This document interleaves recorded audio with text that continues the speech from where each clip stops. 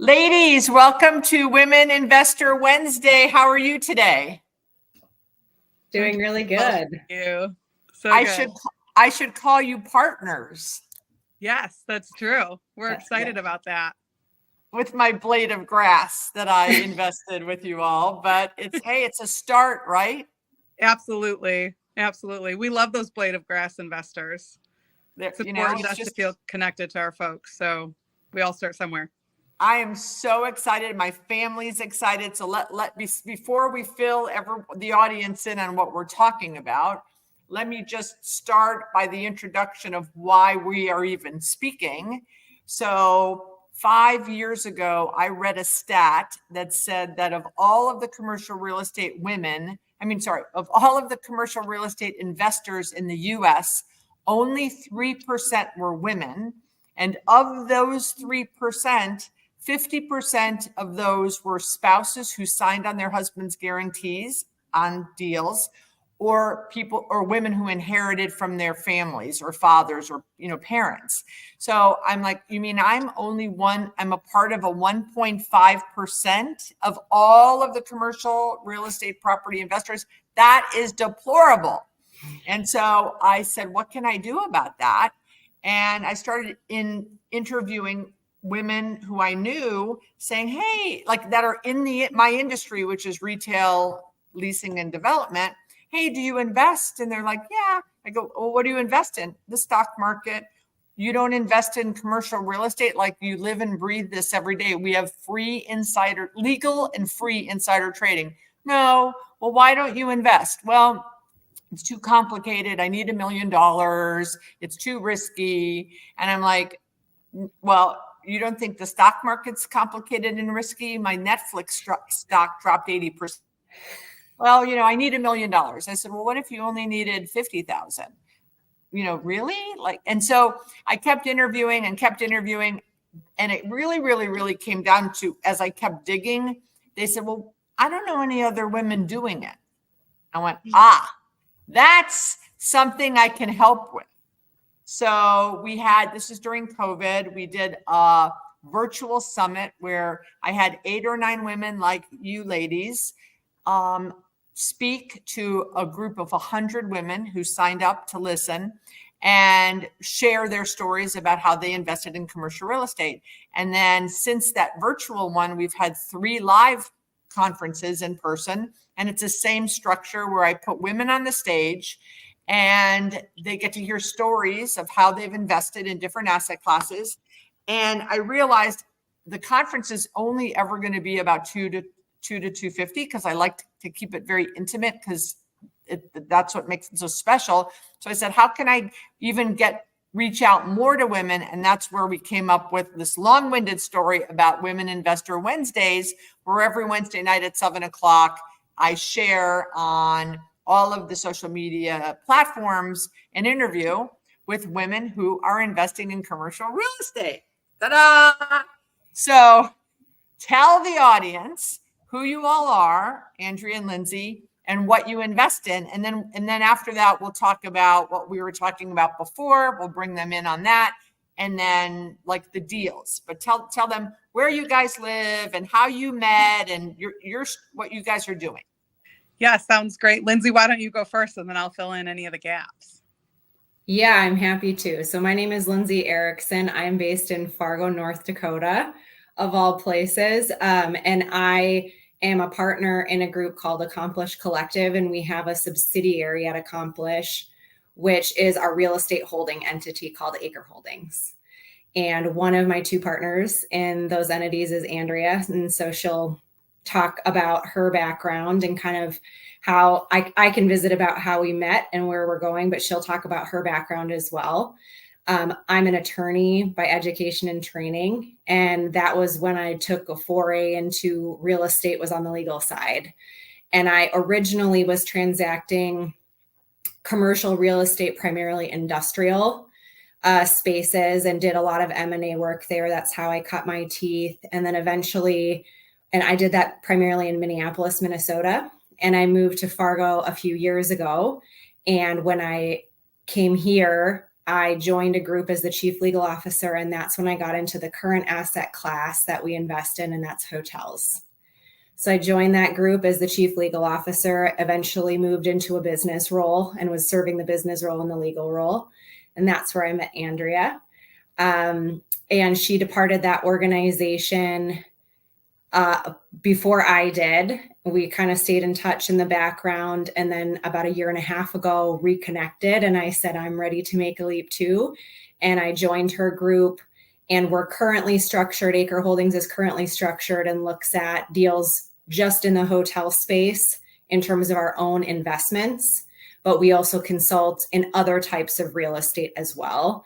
And I think in our 3 to 4 year plan, we would expand our own real estate investments into real estate broader than just hotels. So that's kind of my quick and dirty of my background. And Andrea, if you want to kind of chime in with your own and then add in any things that I forgot. Yeah, I'm absolutely happy to. Linzey's being gracious. She was my boss at my former employer, and we obviously enjoyed working together well enough and are also passionate about women in real estate investments, both for ourselves and activating that space. We haven't cracked that as well as you have, Beth, meaning we don't have a summit that people come to. This is our first time on a podcast, but we really like what you're doing. And so we're happy to be aligned with you. But my name's Andrea Scott. I live in Grand Rapids, Michigan with my husband and 2 children. Grand Rapids has always been home. So our listeners are probably scratching their head saying, how did Andrea Scott from Grand Rapids, Michigan meet Linzey Erickson in Fargo, North Dakota? But through our former employer, which was structured as REIT, Real Estate Investment Trust offerings and Opportunity Zone funds, I led many of their acquisition initiatives in the hospitality space. And that organization was doing a much higher volume. And so it didn't make sense for me to relocate my family to Fargo, North Dakota, where they were based out of, because quite honestly, I was on the road looking at secondary and tertiary markets, looking at individual assets and doing business development with hotel owners, franchises, and management companies. And so that life of being on the road 60 to 80% can be really trying for anyone, but certainly someone who also has a family that they care a lot about. So I was able to keep Grand Rapids, Michigan, my home. Linzey alluded to the fact that I took my leap of faith first. I did that a little over 2 years ago with our third business partner, who's not on the line. We didn't invite him because he's a gentleman. Yes, the wrong plumbing. Yeah, That's okay. He's spectacular, but leads our financial analysis initiatives. And so he and I launched first and kind of got our boots on the ground in the consulting space for other people's projects in a multitude of asset classes. And then also got under contract our first asset that Acre Holdings acquired. As it relates to my background, I touched on hospitality investments. I've been passionate about hospitality for a long time. I actually started my career or my education, post-high school education at Michigan State University in the honors political science realm, thinking I wanted to be an attorney. And learned I do not want to be an attorney, or did not want to be an attorney. I like working with them, particularly great ones like Linzey, but transferred into their hospitality division. Michigan State University has a very strong hospitality division. Unfortunately, just due to some life circumstances with my parents, I transferred to Grand Valley State and got a business degree, both in finance and business management. Have a master's of management from a small liberal arts school, Aquinas College. But my background, I'm the daughter of a real estate attorney. And so I grew up hearing my dad navigate business in real estate business in that regard. And I always wanted to be on the deal making side rather than the pen to paper legal drafting side. And so I was thrilled after obtaining my master's and having a successful consulting organization to jump into hospitality specific investments. It's got its tentacles on me. And like Linzey said, we'll diversify into other asset classes, but I'm pretty passionate about the space that we're in today. And I was born and raised in Wisconsin. So 3 Midwest girls, right? Yeah, that's right. Exactly. Even though I've been in Florida since I'm a teenager, I still, I'm a cheesehead. So we'll get to that. So you left first, and what's your partner's name? The guy? Brendan. Brendan. So did you and Brendan, you guys were doing consulting. Did you buy an asset before Linzey joined you? We did. Acre Holdings has 3 assets, the first of which we closed on in May 4 of 2023. Geez, the years are starting to blend together. Linzey joined us June 1st of 2023. You just missed it. Yeah, although I very much participated in that first one too. Yeah. Okay, so let's talk about that deal. So you created the company and the consulting, but you knew from the beginning that you guys wanted to be owners, right? Yeah, that's right. Our organization really scales. We came from a much larger space, and as I touched on, there's something to be said for being what I call tiny but mighty and allowing us to be agile. So we have that institutional training and background, but we really are people, and we want to have direct interactions with all of our stakeholders, which really was what called me to take my initial leap of faith. But through that, we acquired this Holiday Inn Express in Prattville, Alabama, was our first asset. And I think, our organization is supporting its, as we grow and mature, we don't want to grow just to grow, right? And so it's about finding the right markets, the right assets, and syndicating accordingly.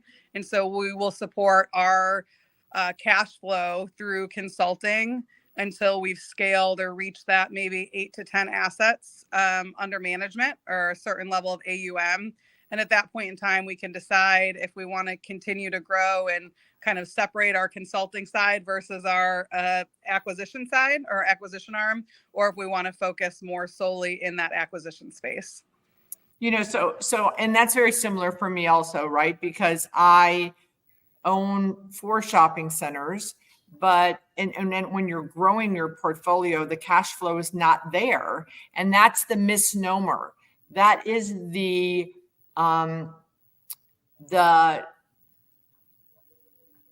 phantom idea when a lot of people call me and they say, we're going to start buying assets and we're going to replace our W-2 right away. Yeah. And I'm like, that's not how this works, right? Like it is not. You need to have something else to have ongoing dependable cash flow, because especially if you're an LP, even if you're a GP and you have so I also do consulting and training and all of this other stuff. And people say, why do you do all that stuff? Well, because that is dependable cash flow. You just don't buy an asset that starts printing millions of dollars. A lot of times you are waiting for a refi after you've, done certain things depending on what the asset is. So I think you guys are the first group or first ladies in probably 30 interviews that we've broached on this topic. Yeah. And it's an interesting topic too, because from our perspective, we have Linzey, who is great in the capital markets, has her legal background, is a wonderful human to do business with.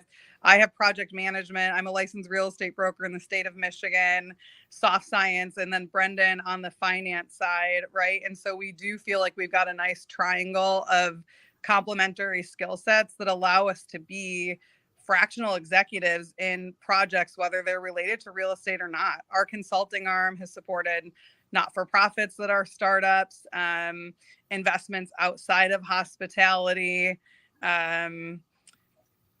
onboarding and systemization. And from my master's of management and organizational development, cultural work, so more in the human resources realm. So it keeps things interesting and exciting for us while we're growing our AUM to a point where it does have sustainable cash flow, which is going to take time. Yeah, absolutely. Okay. So how the heck did you go from Grand Rapids to Alabama? Like, how many deals did you underwrite before you got to that deal? Yeah. And how did you pick Alabama? That's a great question, Linzey. You want to take that or you want me to, since it was... prior to you joining us? Yeah, you can go ahead. Okay, perfect. So, Beth, I mentioned that our former employer did a high volume. I've now led the acquisition or participated in the acquisition of 50 hospitality assets in my time in my professional career. And we have started with markets, which I would call very simply, I'd buy there again markets. And so markets that are very familiar to our organization are the executives inside our organization, where we've had the opportunity to previously acquire, see how the market performs, get to know what operators are really strong in the market, and then say, knowing everything that we know, would we like to own there? And we really are a market first buyer. So to answer your question, how do we end up in Prattville, Alabama? The honest answer is we bought the hotel next door to a hotel that I led the acquisition of on behalf of my former employer. Excellent. Well, I love that. I happen to own a street in my town. Like 3 of my 4 centers are all on the same street. So I'm very, very big on that. Yeah, right. Market knowledge and, buying the boardwalk to the park place, right? It's just, So, okay. And then, so now let's talk about, did you pursue it from a cold calling perspective, or did it become listed and you went, oh my gosh, we loved Platteville, let's go back there and take a hard look at this? Or was it a prospecting venture? Yeah, no, that's a great question. It was a listed opportunity through HREC. It was a small marketing endeavor, but when you're the face of acquisitions, whether it's an agent as an employee-employer relationship or otherwise, we did receive an incoming phone call that the property was back on the market. When I say back on the market, it was listed prior to COVID. And as in many asset classes, there just was not a lot of transaction activity at that point in time. So it was familiar to us already. Awesome. So you did that so you were working on that in May, you and Brendan, and behind the scenes, Linzey. And then Linzey says, I'm jumping in on this. So now Linzey joins you. And now you guys, this is your first asset. So can you give us some of the, women never talk about money. So, I want, that's again a problem. So how much was it? How much, did you get a loan? Yeah. What was the equity and the PIP? Yeah, the PIP. You're learning. I love it. So that acquisition, Linzey, I should actually just check with you from a legal perspective. Are we able to talk openly about the terms of that deal in this forum? Let's just keep it high level because high level. Okay. High level, that was whatever you guys can do. I'm good with it. Yeah, that's perfect. So I saw her eyes and I was like, oh, she's telling me something. That's what good partners do. Good partners on a Zoom call. Don't.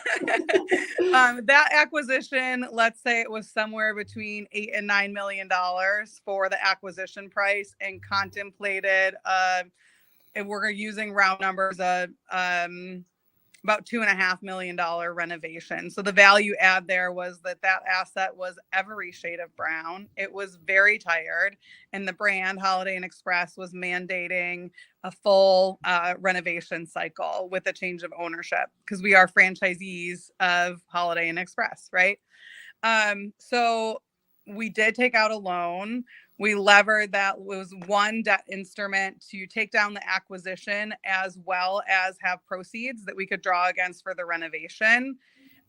In round numbers, it was about 70% levered at about 70% of our all-in expense. And did you just go to a local bank in Alabama?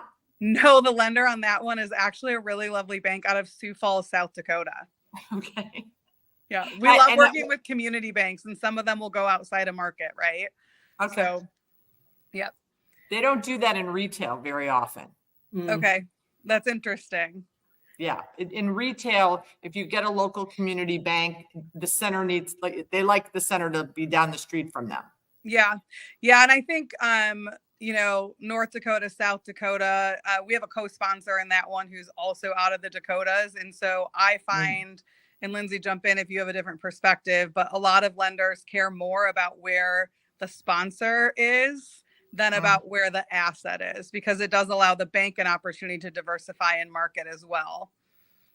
Very interesting. That is definitely not in retail. The bank cares about the asset first and foremost, more importantly than me.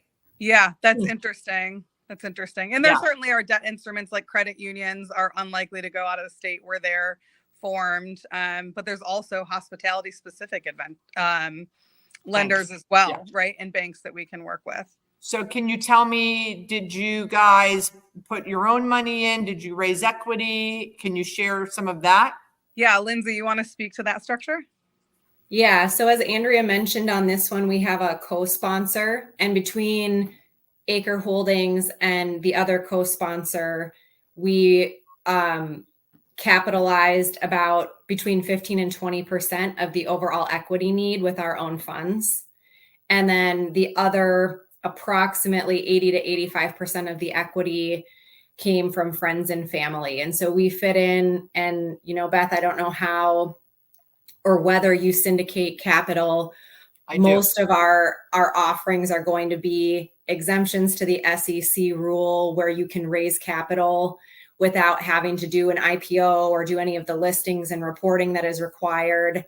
Not everybody follows the rules related to that. We find the legal requirements are there for a reason. We want people to trust that we're doing things appropriately. Setting aside the fact that I'm an attorney, truly, we just want our investors to always feel like we're dotting our I's and crossing our T's. And so we really try to stay to the letter of the exemption.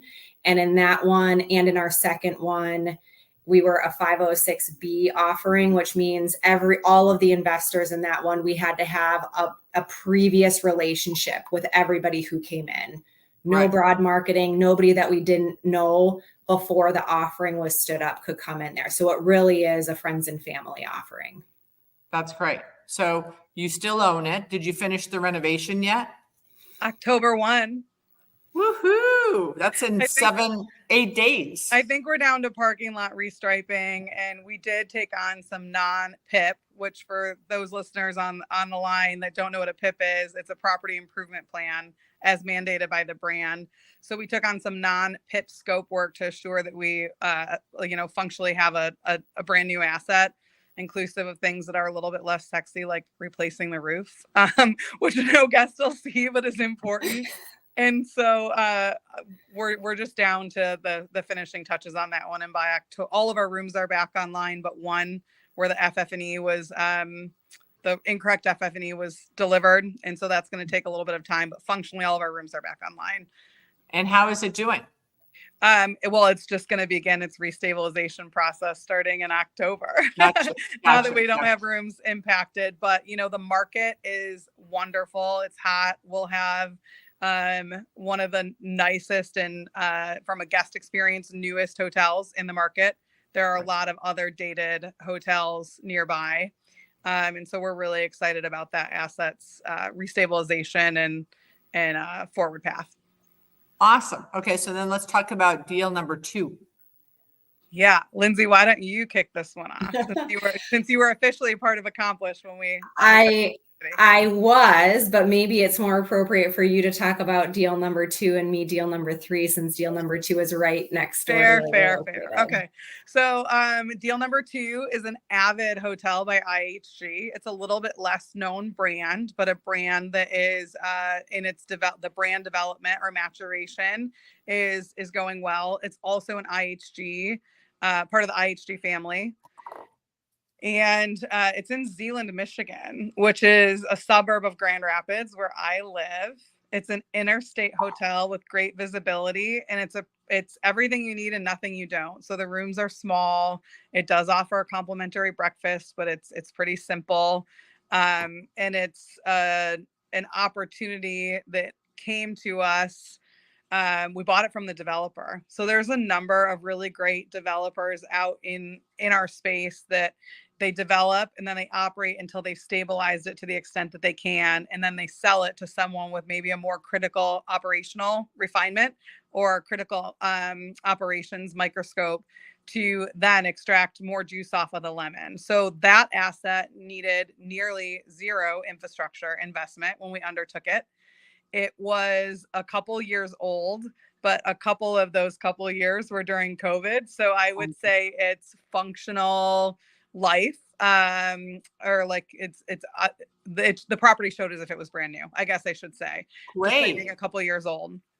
So the developer got through development, opened the asset, and unfortunately for the developer, Michigan MDOT started doing renovation on the interstate exchange, and the hotel was it was about a 10-minute detour to get to the hotel, and Oh. so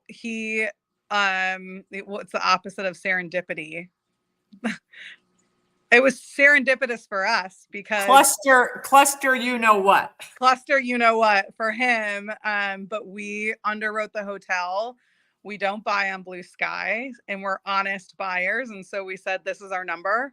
Our lender's going to look at this from a historical performance perspective. And we just remained patient and brought that one into our portfolio on December 7, if I have the date right, of 2023.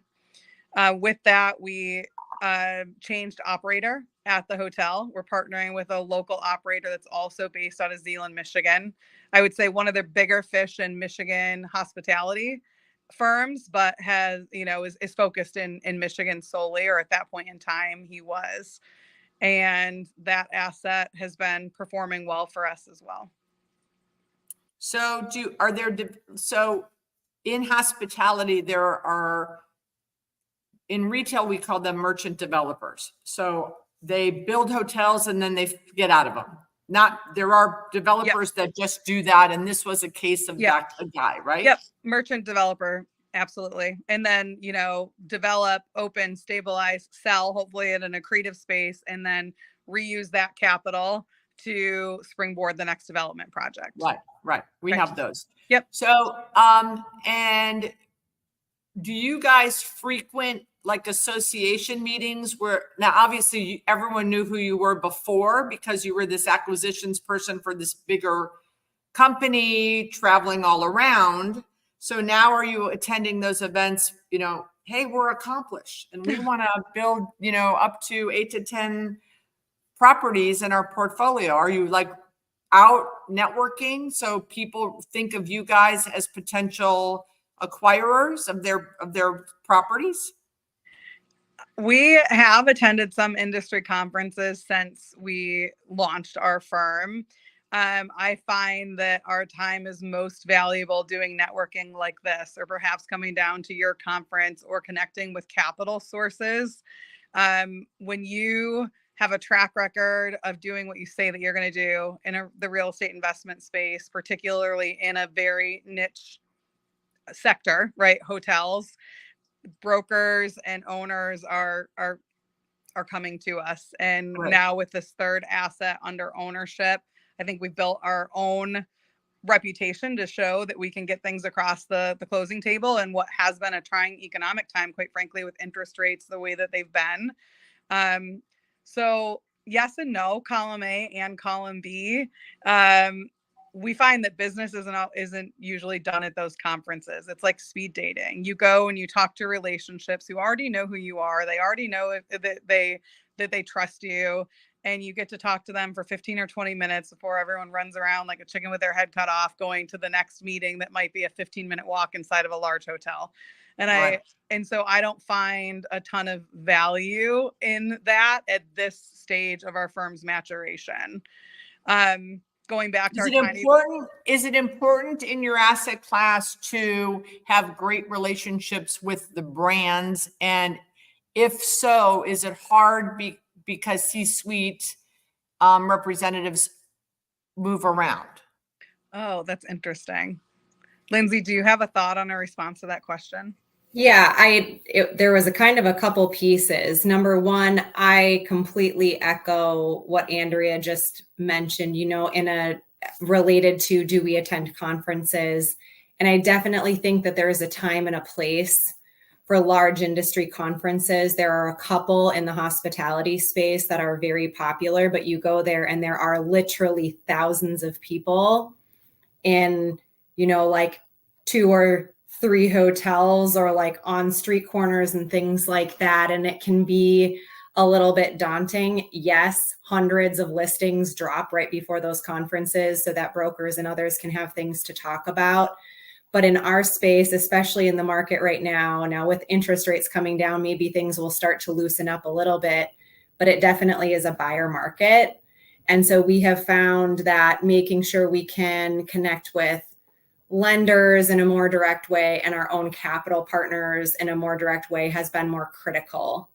The one maybe exception, which you just identified, is relationships with the franchises or the brands, because they, in our space, and we haven't talked sort of holistically about the types of hotels that our group specifically looks at, but all of them are branded when we're looking at an existing hotel acquisition. So we really target Marriott, Hilton, IHG, and in some cases, Hyatt. That's it. And those relationships, once you buy into those hotels and become franchisees, they control a lot of your operations.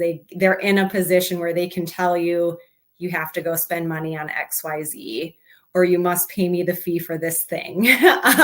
They control a lot about what's going on. And so a healthy relationship with the brands is maybe, Beth, the one exception to, gosh, these conferences don't feel like the most important things on our list to do. However, the brands themselves all have independent Marriott owner meetings and IHG owner meetings. And that will be our opportunity. And we have actually gone to an IHG owner meeting once we transacted the first hotel.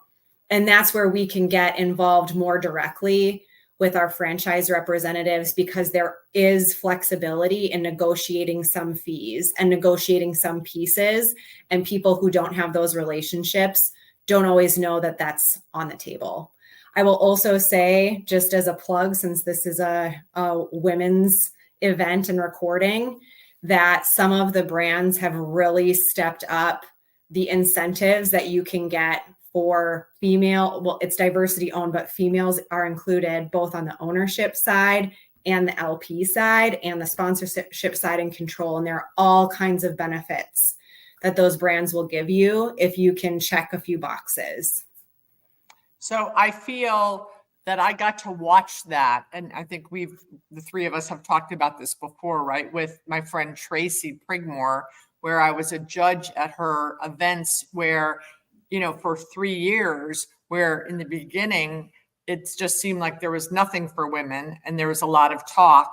And then the second year, there was maybe a little more movement. And by the 3rd year, these brands were getting up there with these PowerPoints, and everyone had a very nice way of using she-male or female or she or whatever. And they were so pushing, we want to help women not just be the housekeepers. We want them to be our franchisees. And I got to watch the transformation of that, which was fabulous. And we're seeing it in action. So let's talk about how we're partners. Yeah. In my favorite state, my second favorite state, I should say, in Wisconsin. And it's not just me alone. My family is so excited. That's great. Linzey, why don't you talk about number 3? Yeah. So we just closed about a week ago on September 11th. We closed on the 3rd acquisition, which is our first Marriott product. It's a SpringHill Suites located in Green Bay. It's also our first one. I think you heard Andrea mention for both of our other 2 transactions, we had a co-sponsor. So in addition to Acre Holdings, there was another what we call GP in the deal. This was our first one that we did on our own. So Acre Holdings is the sole GP in this deal. It's also by far our largest transaction. The purchase price alone exceeded $20 million, and we can't get into details, but it was over double the size of any of our other deals. This one does include a PIP, which has to be done within the first couple of years of ownership.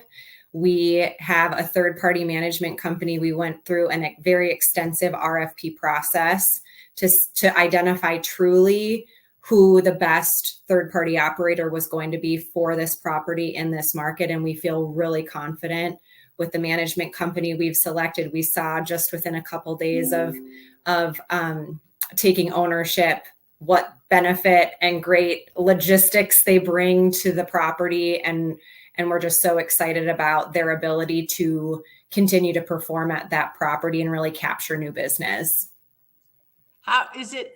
Do owners ever manage their own, or do they always? They do. Okay. They do. Yeah.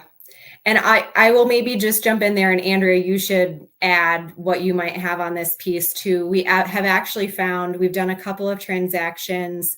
I'm going to just high level say right around the $10 million space. And then this one was far larger.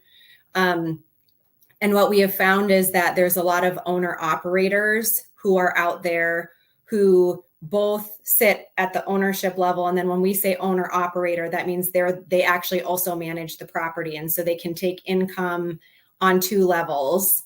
Mm-hmm. And those groups are typically like the transactions between, I'm going to call it 7.5 million and 12.5 million. They're able to bring their own equity to take out those deals to own and operate the property. There's plenty of juice on the lemon for them to take.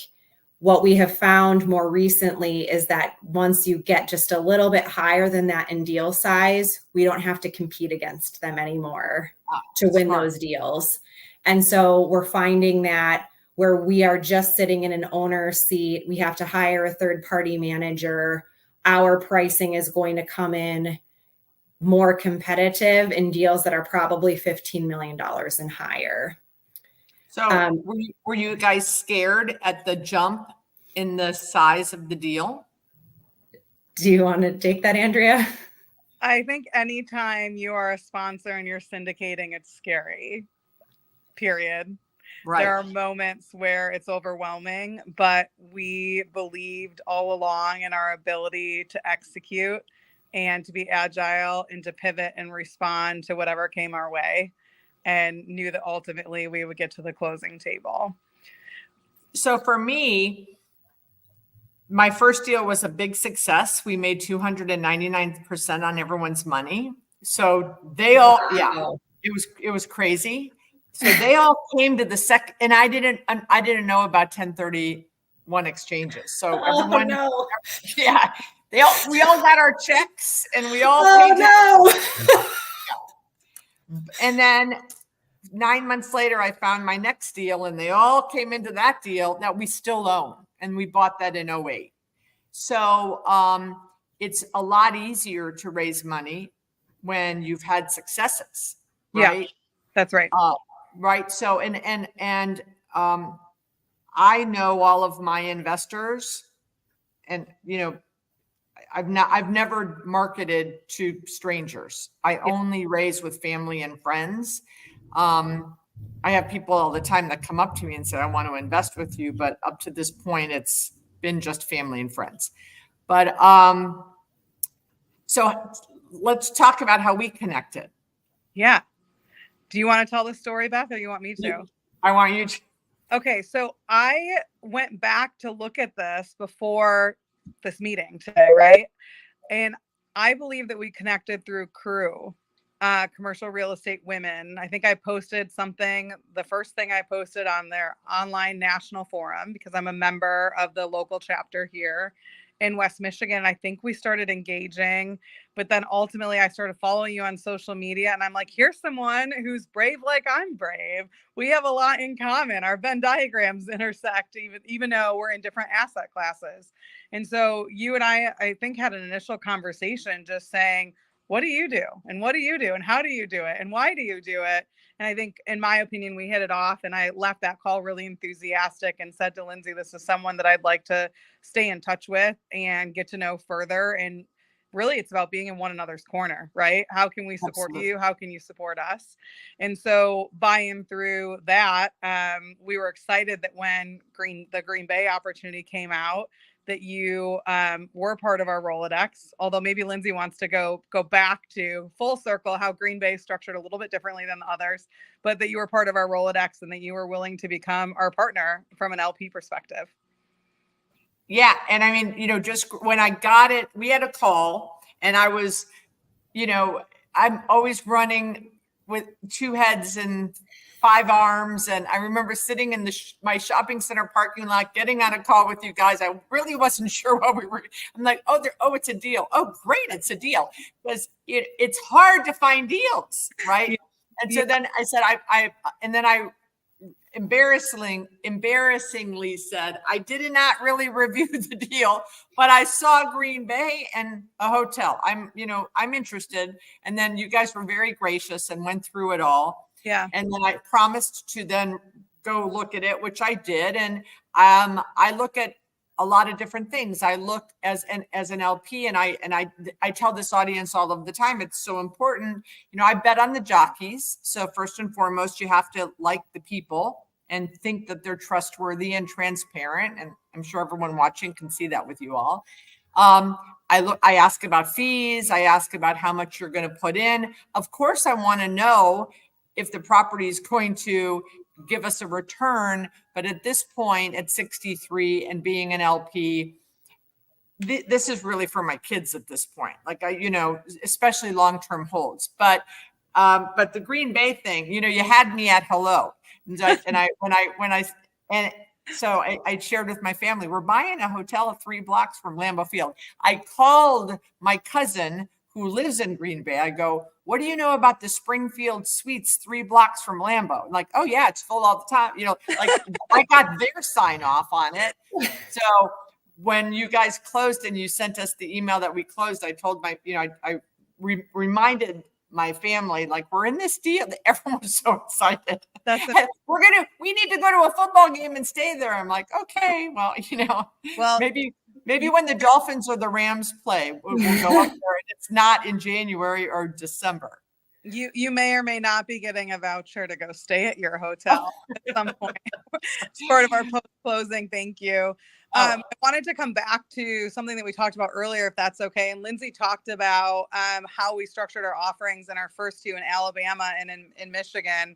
Green Bay was a little bit different for us. So we also are not out blasting on social media these opportunities. We like to know our investors the same way that you do, but we did take a little bit of a different stance in Green Bay. Linzey, you want to talk about that? Yeah, I'm happy to briefly. So I mentioned what most people are accustomed to hearing as a friends and family offering is a 506B exemption. There's also 506C, which allows you to do broader marketing. And like Andrea said, we took that approach in Green Bay, not because we had intended to post everywhere and to have commercials and to do everything like that to get a bunch of people that we don't know, but actually instead for the reason, Beth, that you sort of alluded to, which is we'd done our first 2 deals. We've been paying distributions on the cadence that we had told investors that we would. And so we had found that as we were bringing another deal to market, that we had investors who said, can I introduce you to somebody? And we wouldn't yet have had a relationship with that sort of second degree relationship. And like I mentioned, we probably are on the very conservative side. I think a lot of people would say, oh, I had a relationship with the person who made the introduction, and so I'm going to call that friends and family.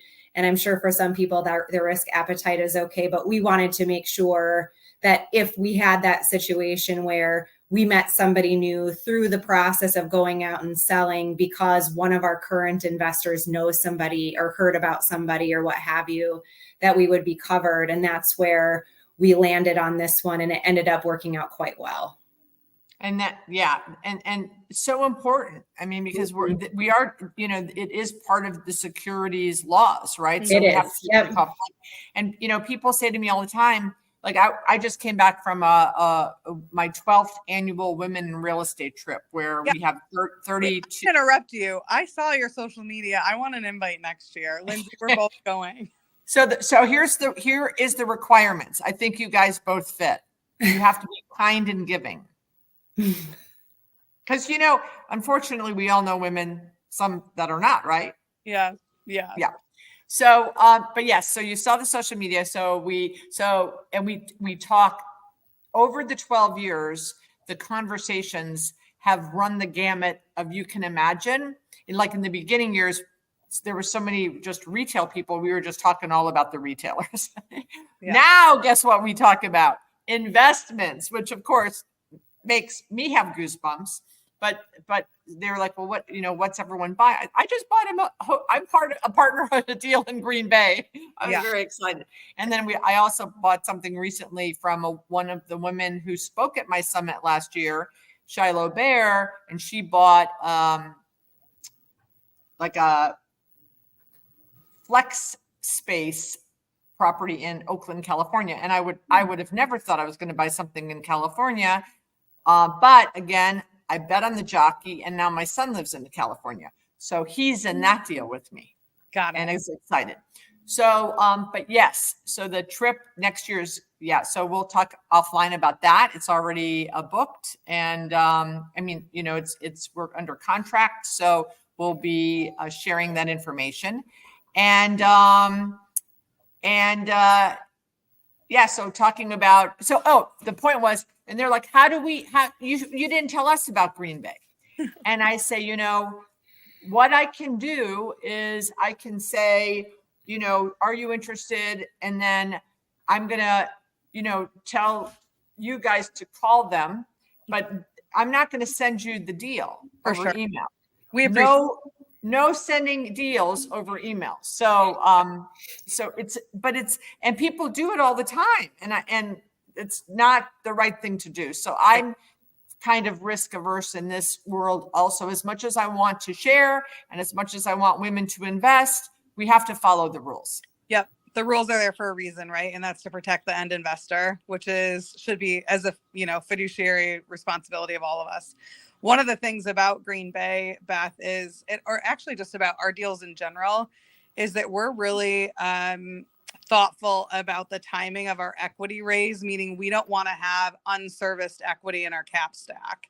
And so when you have a PIP that's going to be $1 million, $1.5 million, $2 million, whatever the scope of that PIP is, having all of that equity up front is actually a detriment to those who come into the cap stack early on, because you're servicing all that equity, right? It erodes returns.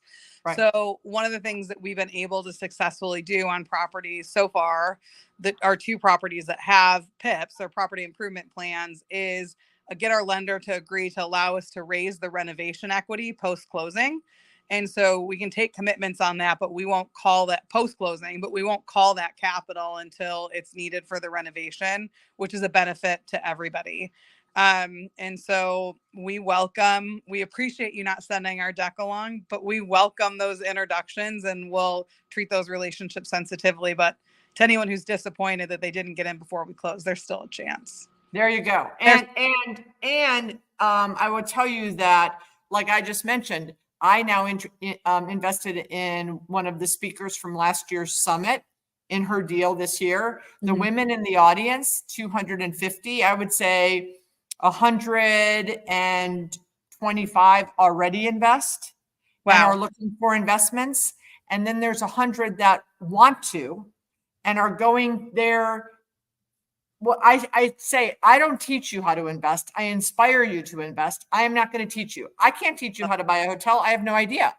But but I can put women on the stage, from hospitality to self-storage to student housing. And then those speakers go into breakout rooms. But so many women, like on our trip just last weekend, are all investing with each other. I love that. I love that. It's awesome. Yeah. And then they had so many stories about how in the beginning their husbands are like, we're going to do what? And now their husbands are going, go on that trip and see where there are more investments. Awesome. I love that. So, okay. So what would you, these calls are usually 20 minutes, by the way. So or like maybe 40. So this is awesome.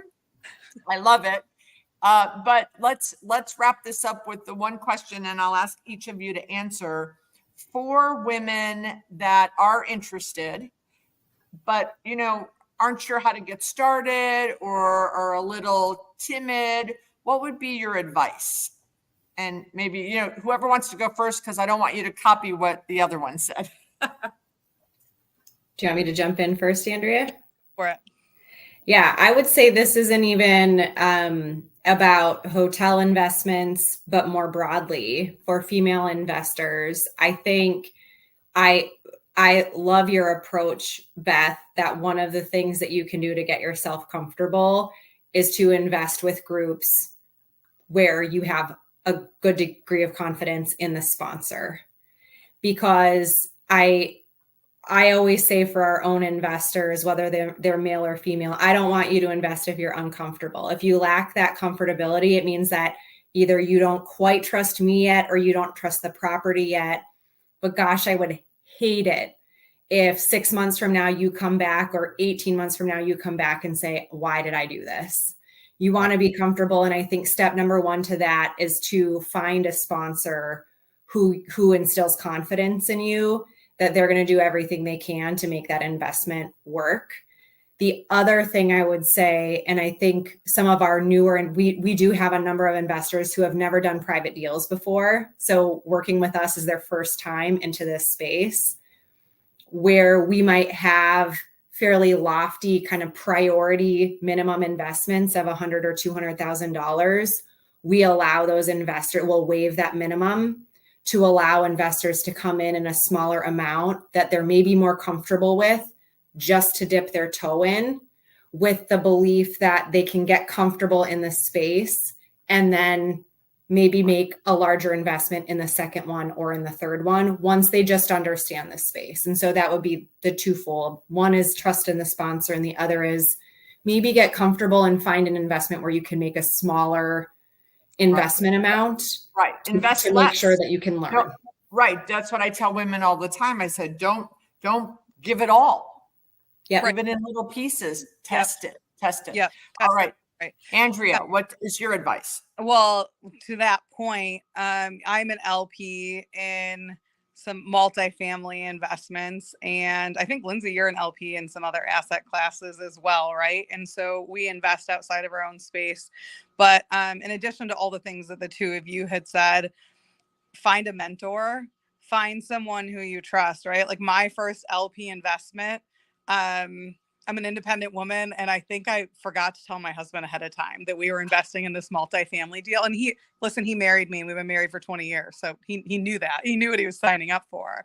But just I think my first investment was like $10,000 in a multifamily deal in Grand Rapids, Michigan, where I'm from. It has not gone full cycle. It actually hasn't even executed against its investment thesis, but I'm getting distributions. And I do believe, I believe in the, while the path might be a little bit longer, I believe in the sponsor as well. But that was brought to my attention by and through an attorney that I respected, right? Who is an investor in a number of, private deals. And so learning through them as my mentor and just putting in, like you said, like that little blade of grass or that little investment so that you can learn through it. And that investment I made, I think almost 8 years ago now. And I read the quarterly updates every single quarter that they come. And I learn every single time I learn something, right? So find your mentor and be a sponge. Don't ignore what your sponsors are disseminating out to you. Be focused on the long play, not on individual snapshots of time, because it's nearly impossible to predict how a property might perform 16 months from now when there's so many unknowns. But pay attention, learn, ask questions, and go do it, because there's a seat at the table for women. We just have to claim it. One of my favorite quotes is don't wait to invest and wait. I love that. But don't wait, because, the one woman at the table yesterday for lunch, we were getting ready to get on the boat to go back to go to the airport. And she's like, the first time I gave Natasha, which is one of another speaker at the conference, she does multifamily. The first time I gave her a check, I must have asked 100 questions. I was so nervous, and then, I gave a check and I got a check. It was a beautiful thing. She goes, last week I sent a check as an LP to my fourth investment. And I asked, because you learn. And she goes, I knew I didn't have to ask 100 questions anymore, because now this is my fourth deal I'm investing in. But if you have a sponsor who doesn't have an appetite to be responsive to your questions, unless Well, there's timing sensitivity, like a closing that's coming up, and even in that scenario, it's I want to continue to answer your questions, but now let's treat this as a case study for the next one, right? But if you have a sponsor that's unwilling to engage and helping you feel comfortable, it's not the right sponsor for you, right. right? And that's one of the really amazing silver linings of going from bigger to smaller, like in my career, is that I can invest the time, I can make the space, I can go grab a coffee, Linzey can have lunch with an investor, and we not only are willing to answer the questions, but we're really excited to, even if the questions are hard. You're going to get an honest answer from us, right?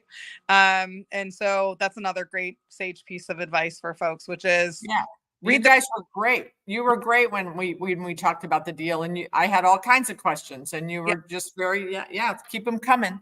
The folks that don't ask questions make me more nervous than those who do, because you want to know that people know what they're investing in. Now, that might not be true. We have a number of investors who are in all three of our deals, right?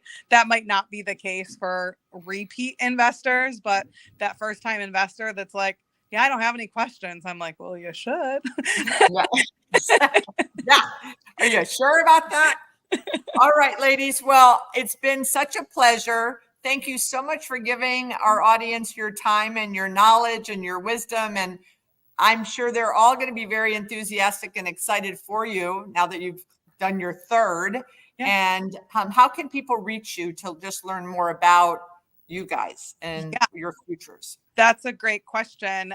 You have our email addresses, Beth? Yeah, we'll put it in the show notes. Yeah, put it in the show notes. Certainly put mine, Linzey. Are you comfortable with having yours in there as well? Yeah, that's great. Yeah, people can reach out to us. Let's have a conversation, even if it's seems adjacent to what we do, right? Like we're here to network, and we're here to get to know folks who are doing the good work of getting women activated in investments, for sure. And where will you be on March 13th and 14th, possibly? Well, we're hoping that we're going to come down and see you down in Florida. Yeah, for sure. All right. Well, thank you, ladies. And it was great chatting with you. And just hold still for 1 second. Thanks, audience. And thanks. If you like this podcast, subscribe and